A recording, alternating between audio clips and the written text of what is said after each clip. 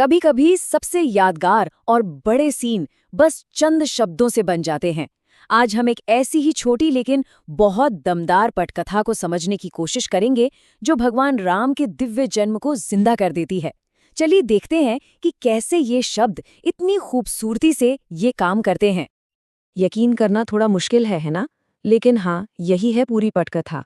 बस ये 2 वाक्य, चैत्र शुक्ल नवमी की सुबह से लेकर शिशु राम दिखाए तक, यही वो शब्द हैं जो एक आम से सीन को एक दिव्य अनुभव में बदल देते हैं।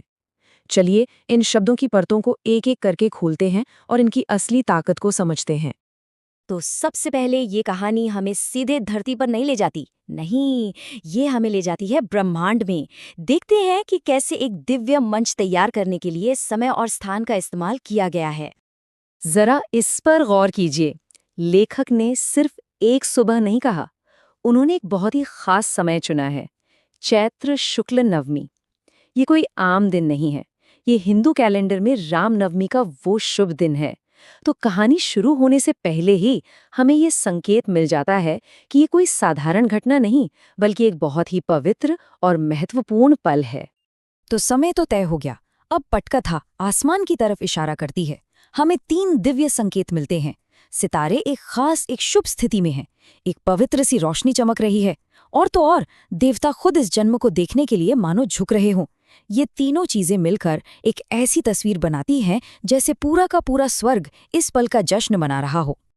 तो यहाँ सबसे बड़ी बात क्या है? वो ये कि किसी भी इंसान के देखने से पहले पूरा का पूरा ब्रह्मांड वो पहला गवाह बनता है।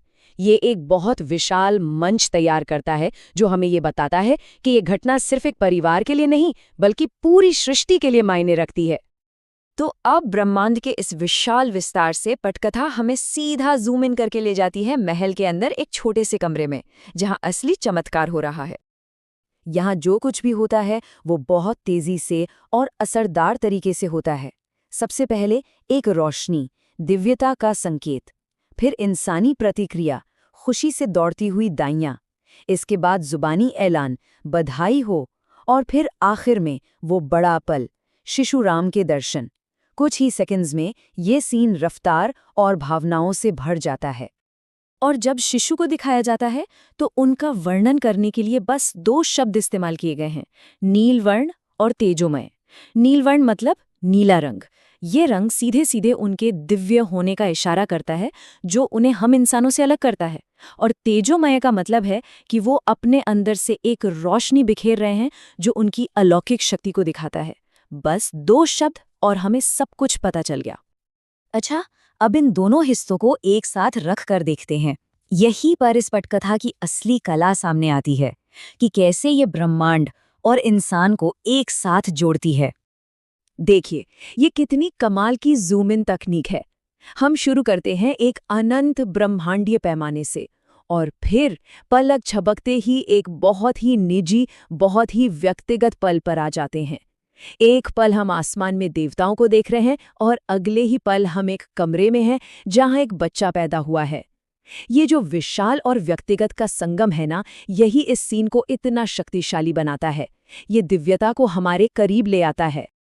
तो इस पूरे विश्लेषण का निचोड़ क्या है? सार ये है कि ये पटकथा बहुत ही खूबसूरती से दिव्य और मानवीय को एक धागे में पिरोती है। ये हमें दिखाती है कि कैसे सबसे बड़ी ब्रह्मांडीय घटनाएं सबसे छोटी, सबसे निजी जगहों पर जन्म ले सकती हैं। यही अनंत को अंतरंग से जोड़ने की कला है। और हम इसी सवाल के साथ इसे खत्म करते हैं। सोचिए, ये कितनी हैरत की बात है कि कुछ गिने चुने शब्द, अगर उन्हें सही ढंग से चुना जाए तो वो एक पूरी दुनिया बना सकते हैं, भावनाएं जगा सकते हैं और एक महाकाव्य को हमारी आंखों के सामने जिंदा कर सकते हैं। यही तो है कम शब्दों में कहानी कहने की असली ताकत।